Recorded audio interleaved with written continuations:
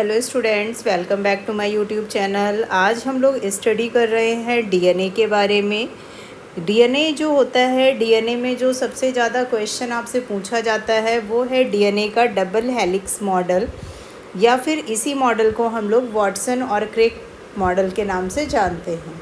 देखिए, डीएनए और आरएनए एक ऐसे टॉपिक्स हैं जो आपके किसी भी कॉम्पिटिटिव एग्ज़ाम्स में इनके फुल फॉर्म, इसके जो इसमें शुगर प्रेजेंट होती है वो, या जो भी इसमें नाइट्रोजनस बेस प्रेजेंट होते हैं उसके ऊपर क्वेश्चन पूछे ही जाते हैं। और ये नाइन्थ से लेके आपका जब तक आप बायोलॉजी पढ़ते हो तब तक के लिए काफ़ी ज़्यादा इम्पॉर्टेंट टॉपिक है। तो आइए समझते हैं डीएनए होता क्या है। डीएनए का फुल फॉर्म होता है डीऑक्सी राइबो न्यूक्लिक एसिड। इसमें जो डीएनए होता है वो पेंटोज शुगर और नाइट्रोजनस बेस से मिलकर बना होता है। नाइट्रोजनस बेस मैंने आपको 5 बताए थे: साइटोसिन, ग्वानिन, एडेनिन, थाइमिन और यूरेसिल। तो यूरेसिल जो होता है वो आरएनए में प्रेजेंट होता है और बाकी के 4 इसमें प्रेजेंट होते हैं। उसमें थाइमिन को रिप्लेस करके आपका यूरेसिल हो जाता है।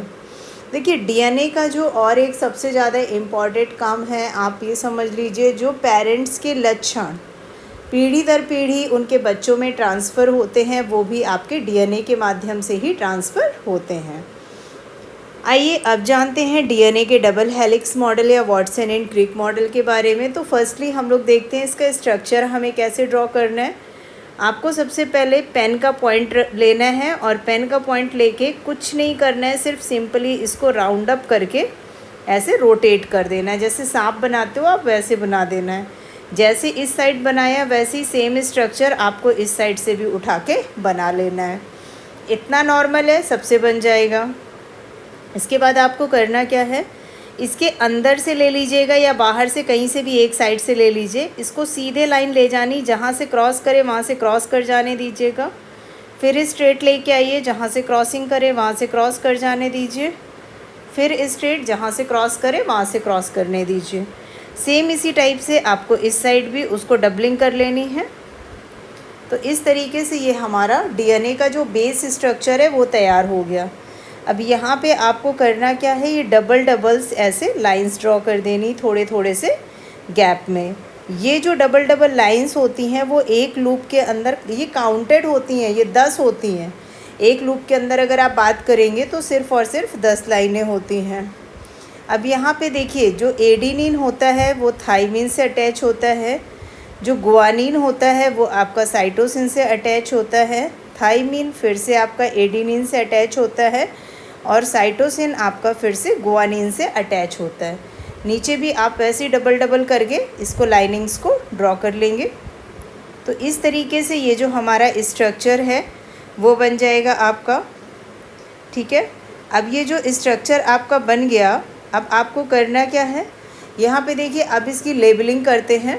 तो एडेनिन जो थाइमिन से होता है ये हाइड्रोजन बॉन्डिंग, हाइड्रोजन के आपने सुने होंगे, डबल बॉन्ड होता है और ट्रिपल बॉन्ड। तो जो एडेनिन थाइमिन से है वो हाइड्रोजन के डबल बॉन्ड के माध्यम से जुड़ा होता है, और ग्वानिन जो साइटोसिन से जुड़ता है वो हाइड्रोजन के ट्रिपल बॉन्ड के माध्यम से जुड़ा होता है। तो इस तरीके से करके हम इनको अटैच कर देंगे। अब देखिए, ध्यान दीजिए, इसकी जो चौड़ाई होती है ये आपकी 20 एंगस्ट्रॉम होती है। अगर हम टोटल बात करें, अगर हम यहाँ से बीच से इसको डिवाइड कर ले, आधा आधा पार्ट अलग अलग कर ले, तो फिर इसकी ये जो विड्थ हो जाएगी वो कितनी आपकी बचेगी, 10 एंगस्ट्रॉम बचेगी। ये जो एक कट है, इस एक कट से लेके इस कट तक की जो डिस्टेंस होती है वो होती है 34 एंगस्ट्रॉम। ठीक है, और यहाँ पे ये जो हमने एक लूप, दो पगडंडे बनाए थे, इनके बीच की डिस्टेंस होती है 3.4 एंगस्ट्रॉम। ठीक है, ये हमारे सारे के सारे एडेनिन, ग्वानिन, थाइमिन और साइटोसिन ये हमारे क्या हो गए, ये नाइट्रोजनस बेस हो गए। ठीक है, तो स्ट्रक्चर को मैंने बहुत ही इजी तरीके से आपको समझाया है कि आप उस स्ट्रक्चर को कैसे ड्रॉ कर सकते हैं। अब देखते हैं इसमें पॉइंट्स। तो सबसे पहले आपको पता है कि डीएनए का जो डबल हेलिक्स मॉडल था उसको किसने दिया था, तो वाटसन एंड क्रिक नामक साइंटिस्ट ने डिस्कवर किया था। नेक्स्ट पॉइंट, जो हमने फिगर में ड्रॉ किया है वही पॉइंट्स हमने यहाँ पे लिखे भी हैं। कि इस मॉडल में दोहरी लूप के समान संरचना पाई जाती है। ये आप लोगों ने देखा, ये जो लूप बने हैं ये वाले, तो ये कैसी आपको स्ट्रक्चर दिख रहा है, एक ये दिख रहा है, एक ये दिख रहा है, तो दोहरा लूप दिखाई देता है। नेक्स्ट पॉइंट, इसमें 4 बेसेस पाए जाते हैं, एडेनिन, ग्वानिन, थाइमिन और साइटोसिन, जो कि हाइड्रोजन बॉन्डिंग के डबल और ट्रिपल बॉन्ड से जुड़े रहते हैं। ये हो गए आपके चारों बेस, एडेनिन, थाइमिन, ग्वानिन और साइटोसिन, जो कि हाइड्रोजन के किस बॉन्ड से जुड़े हैं, डबल और ट्रिपल बॉन्ड से जुड़े हुए हैं। नेक्स्ट पॉइंट हो जाता है कि जो James Watson and Francis Crick थे, इन्होंने एक्सरे विवर्तन के द्वारा पता किया था कि डीएनए का जो स्ट्रक्चर होता है उसमें हाइड्रोजन बॉन्डिंग प्रेजेंट होती है। तो आपको पता है कि डीएनए के स्ट्रक्चर में हाइड्रोजन बॉन्डिंग प्रेजेंट है, डबल या फिर ट्रिपल, ठीक है। ये भी आपको पॉइंट स्ट्रक्चर में शो किया गया है। एडेनिन और थाइमिन हाइड्रोजन के डबल बॉन्ड से जुड़े होते हैं और ग्वानिन और साइटोसिन हाइड्रोजन के ट्रिपल बॉन्ड से जुड़े होते हैं। देखिए यही सेम पॉइंट है, डबल बॉन्ड, और यहाँ पे कौन सा बॉन्ड लग रहा है, ट्रिपल बॉन्ड। नेक्स्ट है हमारा डीएनए के एक लूप की लंबाई जो होती है वो 34 एंगस्ट्रॉम होती है और 2 बेस पेयर्स के बीच की जो डिस्टेंस होती है वो 3.4 एंगस्ट्रॉम होती है।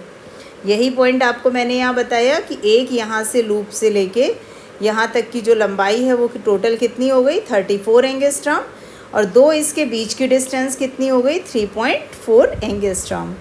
नेक्स्ट है डीएनए की जो चौड़ाई होती है वो 20 एंगस्ट्रॉम तक होती है। तो यहाँ पे आपको वो भी पॉइंट क्लियर किया गया था, 20 एंगस्ट्रॉम। तो आप ये समझ लीजिए, अगर आप डीएनए के स्ट्रक्चर को ड्रॉ करना सीख जाएंगे तो इसके बारे में लगभग 6 से 7 पॉइंट्स आप खुद बना के लिख सकते हैं। आपको ये सारे के सारे पॉइंट्स रटने की कोई भी ज़रूरत नहीं पड़ेगी। तो फिगर की जब आप प्रैक्टिस करेंगे, कई बार मुझसे बहुत जल्दी बन गया, आप भी प्रैक्टिस कीजिए। 2 बार नहीं बनेगा, 3 बार नहीं बनेगा, कई बार प्रैक्टिस करते रहिए तो आपसे भी ये फिगर बहुत ही जल्दी बनने लग जाएगा। नेक्स्ट हम लोग बात करते हैं फंक्शन ऑफ डीएनए की।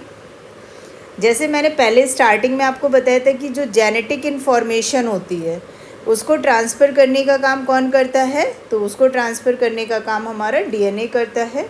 डीएनए क्या करता है, जो माता पिता के लक्षण होते हैं वो पीढ़ी दर पीढ़ी उनकी संतानों में भेजने का काम करता रहता है। नेक्स्ट है हमारा प्रोटीन सिंथेसिस की इन्फॉर्मेशन भी डीएनए के द्वारा ही प्राप्त होती है। आपकी कोई भी नई सेल का फॉर्मेशन हो रहा है वो भी डीएनए ही उसमें अपना एक रोल प्ले करता है। आरएनए के फॉर्मेशन में भी ये हेल्प कराता है। इसके अलावा डीएनए फिंगरप्रिंटिंग में भी हेल्प करता है। देखिए कई बार होता क्या है, जैसे बहुत सारे लोग बचपन में खो जाते हैं, बड़े होके मिलते हैं, फिर वो बोलते हैं कि हम इसी फैमिली के मेंबर हैं। तो उसमें भी क्या होता है, डीएनए टेस्टिंग के माध्यम से पता लगाया जा सकता है कि वो कैंडिडेट उसी फैमिली का मेंबर है या नहीं, ठीक है। तो वहाँ से आप ये सारी चीज़ें पता कर सकते हैं। तो ये सारे के सारे आपके हो गए फंक्शन ऑफ डीएनए, कि डीएनए हमारा क्या क्या काम करता है। इसमें आप चाहें तो एक पॉइंट और ऐड कर सकते हैं कि जो खोए हुए व्यक्ति होते हैं, खोए हुए व्यक्ति या फिर जो मृत व्यक्ति होते हैं, मृत व्यक्ति को ढूंढने में भी क्या करता है, हेल्प करता है। डीएनए टेस्टिंग के माध्यम से ढूंढने में ये क्या करता है, आपको हेल्प करता है, ठीक है। किसके माध्यम से, तो डीएनए टेस्टिंग के माध्यम से। नेक्स्ट हमारा पॉइंट आता है आरएनए। अभी हमने किसके बारे में स्टडी किया, डीएनए के बारे में। अब हम किसके बारे में स्टडी कर रहे हैं, आरएनए के बारे में। देखिए डीएनए का फुल फॉर्म था डीऑक्सी राइबो न्यूक्लिक एसिड, ठीक है।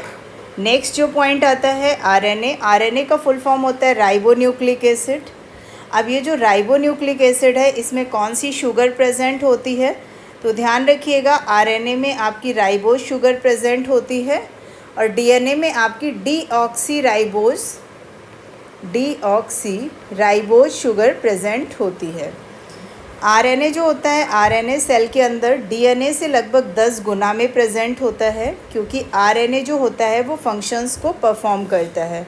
यानी फंक्शन परफॉर्मिंग का काम आपसे पूछा जाए कौन करता है, तो आप वहाँ पे बता सकते हैं कि आरएनए करता है। आरएनए की जो संरचना होती है वो काफ़ी हद तक डीएनए के समान ही होती है। यानी जैसा आपका डीएनए का स्ट्रक्चर होता है कुछ उसी टाइप से आपका आरएनए का स्ट्रक्चर भी होता है। आरएनए में आपका डीएनए के समान 4 नाइट्रोजनस बेस पाए जाते हैं। मैंने पहले भी बताया था एडेनिन, गुआनिन, साइटोसिन, लेकिन इसमें थाइमीन की जगह पर आपका यूरेसिल प्रेजेंट होता है या यूरेसिल पाया जाता है। अब अगर हम लोग बात करें टाइप्स ऑफ आरएनए की, तो आरएनए के जो टाइप होते हैं वो 3 टाइप होते हैं, आरआरएनए, टीआरएनए और एमआरएनए। आरआरएनए जो होता है इसका फुल फॉर्म होता है राइबोसोमल आरएनए, टीआरएनए का फुल फॉर्म होता है ट्रांसफ़र आरएनए और एमआरएनए का फुल फॉर्म होता है मैसेंजर आरएनए। ये क्वेश्चन भी काफ़ी ज़्यादा इम्पॉर्टेंट होता है एग्ज़ाम के पॉइंट ऑफ व्यू से। एक ये क्वेश्चन, एक आपका फुल फॉर्म का क्वेश्चन, तो ये सारी चीज़ें एग्ज़ाम के पॉइंट ऑफ व्यू से काफ़ी इम्पॉर्टेंट होती हैं। लास्ट हम लोग बात करते हैं फंक्शन ऑफ आरएनए की, क्योंकि हम लोगों ने डीएनए के फंक्शंस के बारे में डिटेल में पढ़ लिया है। अब हम लोग पढ़ेंगे आरएनए के फंक्शंस के बारे में। तो आरएनए जो होता है वो जेनेटिक इन्फॉर्मेशन को ट्रांसफ़र करता है, इसके अलावा प्रोटीन सिंथेसिस में हेल्प करता है और एमिनो एसिड्स को ट्रांसफ़र करने का भी काम आरएनए ही आपका करता है। तो इस तरीके से करके आज हम लोगों ने डीएनए के जो वाटसन एंड क्रिक मॉडल है उसके बारे में पढ़ा, उसका स्ट्रक्चर आप इजी वे में कैसे ड्रॉ कर सकते हैं उसके बारे में पढ़ा, आरएनए क्या होता है, टाइप्स ऑफ आरएनए क्या हैं, आरएनए के फंक्शंस क्या क्या हैं, डीएनए के फंक्शन क्या हैं, उसके बारे में पढ़ा। अगर वीडियो आपको पसंद आए तो वीडियो को लाइक करें, अपने दोस्तों के साथ में इसको शेयर करें और ज़्यादा से ज़्यादा चैनल को सब्सक्राइब करें ताकि आपको ऐसे ही, और साथ में बेल आइकन को प्रेस कर लें ताकि आगे आने वाले वीडियो की नोटिफिकेशन आपको तुरंत ही मिल जाए। और वीडियो पसंद आया हो तो कमेंट सेक्शन पे जाके कमेंट करके बताना बिल्कुल भी ना भूलें, और कोई क्वेरी हो तो भी आप वहाँ जाके पूछ सकते हैं। Thanks for watching.